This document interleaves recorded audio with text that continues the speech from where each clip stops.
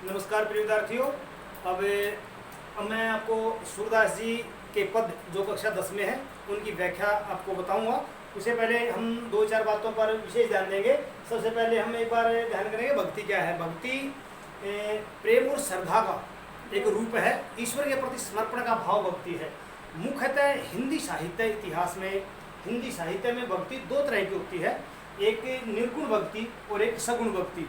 निर्गुण भक्ति में कबीरदास जी, मलिक मोहम्मद जायसी और संत कवि वो सभी आते हैं, और सगुण भक्ति के अंदर जितने भी राम और कृष्ण भक्त कवि हैं वो आते हैं। यानी जहाँ ईश्वर को ज्योति स्वरूप माना जाता है, जिसका कोई रूप रंग नहीं है, कोई आकार नहीं है, कोई जन्म नहीं लेता ईश्वर और न कोई अवतार लेता है, उन सब से जो परे ईश्वर है वो निर्गुण ईश्वर है।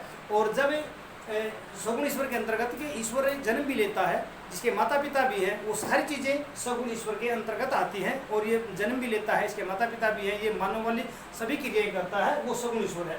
यहाँ पर जो सूरदास जी की बात हम कर रहे हैं, सूरदास जी श्री कृष्ण भक्त कवि है और सगुण भक्ति जो धारा है, कृष्ण भक्ति की जो शाखा है, उसके प्रतिनिधि कवि सूरदास जी हैं। उन्होंने श्री कृष्ण के बाल रूप से लेकर यौवन तक के जो उसकी क्रीड़ाएँ हैं, उनकी जो लीलाएँ हैं, उनका बहुत ही मनोरम वर्णन सूरदास जी ने किया है।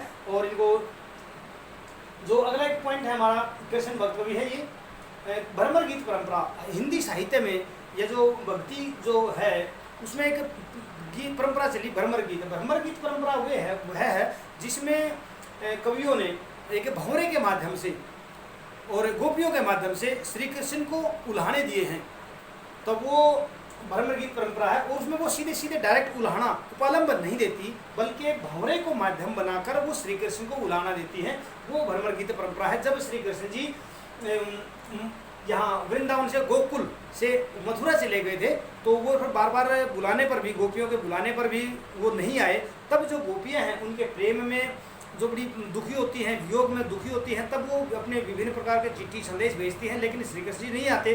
तो वो वियोग में जो दुखी होती है, पीड़ा होती है, तब और बाद में फिर श्री कृष्ण जी उनको योग का संदेश देने के लिए इधर गोकुल में भेजते हैं कि आप उद्धव को जैसे भेजते हैं। यहाँ पर सूरदास जी के संदर्भ में अगर हम बात करें, उद्धव को भेजते हैं कि उद्धव आप जाइए और गोपियों को जो निर्गुण ईश्वर है उसके प्रति विरक्ति का भाव पैदा करिए, और मतलब सगुण ईश्वर के प्रति विरक्ति का भाव पैदा करिए, और जो निर्गुण ईश्वर है, जो ज्योति स्वरूप है, जो योग साधना से प्राप्त होता है, उस ईश्वर की भक्ति करिए। ये बातें सिखाते हैं। और इसमें जो गोपियां हैं या जो सूरदास जी हैं, वो श्री कृष्ण को उल्हाना देते हुए क्या कहते हैं, देखिए मैं आपको व्याख्या बता रहा हूँ। पहला पद है, उद्धव तुम हो अति बड़भागी।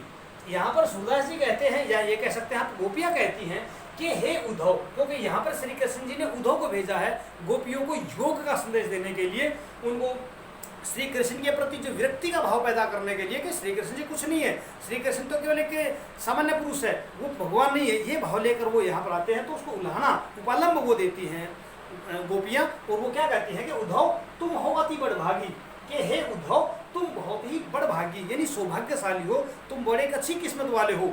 क्यों हो अच्छी किस्मत वाले? वो आगे पंक्ति बताया है, तुम बड़े भाग्य वाले सौभाग्यशाली क्यों हो? अपरस रहत स्नेह तगा से, क्योंकि तुम श्री कृष्ण के प्रेम रूपी धागे में नहीं बंधे, उसका स्पर्श में नहीं कर पाए हो।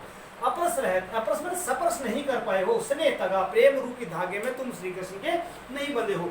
नाहिन मन अनुरागी, और ना ही, नाहिन का मतलब है न ही, मन अनुरागी प्रेम, और ना ही तुम्हारे मन में श्री कृष्ण के प्रति प्रेम है। यहाँ पर दोनों पंक्तियों में श्री कृष्ण के जो गोपियां हैं वो उद्धव के ऊपर उपालंब करती हैं, व्यंग्य करती हैं कि तुम बड़े भाग्यवान हो, पास रहते हो, लेकिन फिर भी तुम्हारा मन उसके अनुराग में लिप्त नहीं हुआ है, तुम्हारे मन में उसके प्रति प्रेम नहीं है, अनुराग नहीं है, अनुरक्ति नहीं है। आगे क्या कहती हैं, वो उदाहरण देते, दृष्टांत देते हुए कहती हैं, पुरई न पात रहत जल भीतर ता रस देह न दागी। अब वो उदाहरण दृष्टांत देती हैं कि जिस प्रकार पुरई पात होता है, कमल का फूल, जो उसके पत्ते होते हैं, रहते हैं जल भीतर, जल माने पानी के भीतर, यानी जिस प्रकार कमल का जो फूल होता है उसके पत्ते जल के अंदर रहते हैं, लेकिन फिर भी तारस देह न दागी, कि उस कमल के जो पत्ते हैं उनके ऊपर कोई दाग नहीं लगता, कोई धब्बा नहीं, पानी का चिन्ह नहीं होता, पानी का कोई निशान नहीं पड़ता। कि तुम ठीक वैसे ही हो कि श्री कृष्ण के पास रहते हो, लेकिन फिर भी उसके प्रेम का तुम्हारे ऊपर कोई असर नहीं हुआ। अब अगला एग्जाम्पल देती है, अगला उदाहरण देती है, जो जलमा तेल की गगरी बूंद न ताको लागी। क्या तुम ठीक वैसे ही उस चिकने घड़े की तरह हो, उस मटके की तरह हो जिसके ऊपर तेल लगा हुआ है और उसको अगर हम पानी में भी डुबो दे तो उसके ऊपर जल की एक बूंद नहीं ठहरती। जो जलमा तेल की गगरी के, जिस पर तेल से भरी गगरी को, तेल लगी हुई गगरी को, मटके को पानी में डुबोए, बूंद न ताको लागी, उसके ऊपर कोई बूंद नहीं लगती, तुम वैसे ही हो। प्रीति नदी में पाव न बोरी हो। यहाँ पर प्रीति नदी रूपक अलंकार है, ध्यान करेंगे बच्चों। प्रीति नदी यानी प्रेम रूपी नदी, यानी हमने तो जो है ना श्री कृष्ण की जो प्रेम रूपी नदी में गोते लगा लिए हैं, लेकिन तुमने प्रीति नदी में पाव न बोरा, तुमने पैर तक नहीं डुबोया है कि प्रेम रूपी नदी में तुमने अब तक अपने पैर नहीं डुबोए हैं।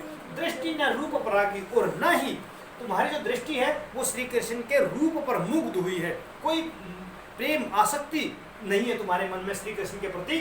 सूरदास अबला हम भोरी गुर चीटी जो पागी। सूरदास जी कहते हैं कि हम, गोपियां कहती हैं कि हम जो औरतें हैं, हम अबला हैं, कमजोर हैं, संवेदनशील हैं, कि हम ऐसी हैं कि जिस प्रकार चींटियां हैं वो गुड़ की तरफ जाती हैं और उस गुड़ में ही लिपट कर वहीं रह जाती हैं और वहाँ से वो अपना नहीं छूट पाती, ठीक वैसे ही हम श्री कृष्ण के प्रेम में उन चींटियों की तरह पूरी तरह लिप्त हो गए हैं। हमने अपना पूरा समर्पण श्री कृष्ण के प्रति कर दिया है। लेकिन एक तुम हो कि उनके साथ रहने के बाद भी उनके रूप, उनके सौंदर्य के प्रति तुम बिल्कुल भी आसक्त नहीं हो, लेकिन हमारी जो स्थिति है, हम तो बिल्कुल गुड़ की चींटियों के तरह उसके प्रेम में धसी हुई है, सनी हुई है। अब हम इसकी विशेष की बात करते हैं कि वो तो भाव पक्ष, अब मैं कला पक्ष की बात करते हैं।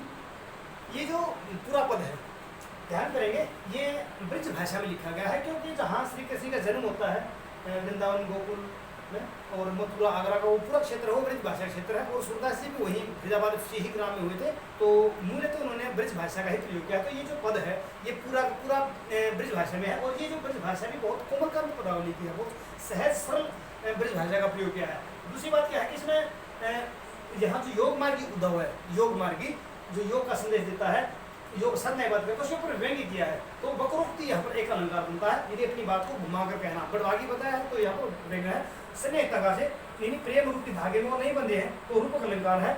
और यहाँ जो जलमा, यहाँ तेल की गगरी, यहाँ उपमा दी गई है, तो ये उपमा अलंकार होगा। बूंद में ताकुला भी एक दृष्टांत है, उदाहरण की तरह बात करते हैं, तो उदाहरण अलंकार है। प्रीति नदी में पाँव न बुराए, यहाँ पर भी रूपक अलंकार है। और जो माधुर्य इसमें पूरी में गुण है, इसको हम गा सकते हैं, गेयता का गुण इसमें अवश्य है।